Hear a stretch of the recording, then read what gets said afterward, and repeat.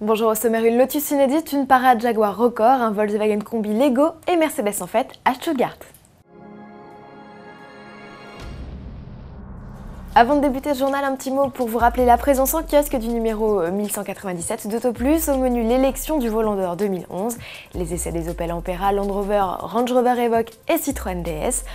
L'enquête magazine de la semaine est pour sa part consacrée aux voitures d'hommes que les femmes adorent ou détestent. Ouvrez l'œil, le 18 août prochain, la pelouse de Pebble Beach n'accueillera pas que des automobiles anciennes. Après Lexus et Infiniti, c'est au tour de Lotus d'annoncer une révélation en première mondiale. Voici l'Evora GTE Roadcar. Sous le capot de ce concept de voiture de course, un bloc inédit de 420 chevaux associé à une boîte séquentielle courte.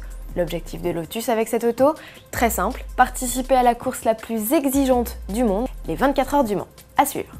En bref, 767, c'est le nombre de Jaguar Type E qui ont pris part à un tour d'honneur du circuit de Silverstone à l'occasion du Silverstone Classic, grand événement consacré à l'automobile ancienne en Grande-Bretagne.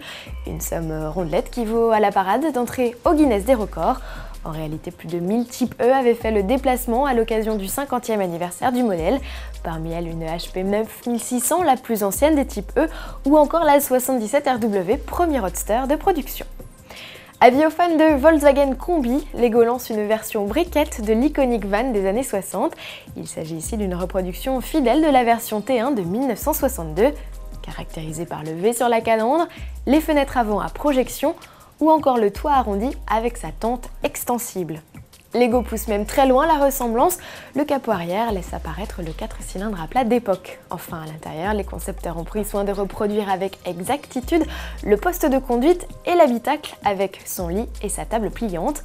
Enfin, pour la déco, c'est inspiration hippie oblige avec tableau de surfeur, lampe à lave et t-shirt très peace and love. À vos agendas, ce combi sera en vente à partir du 1er octobre sur la boutique Lego.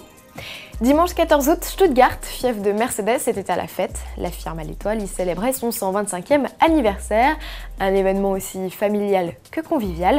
On y a en effet vu Norbert Haug, vice-président de Mercedes Motorsport, jouer du piano.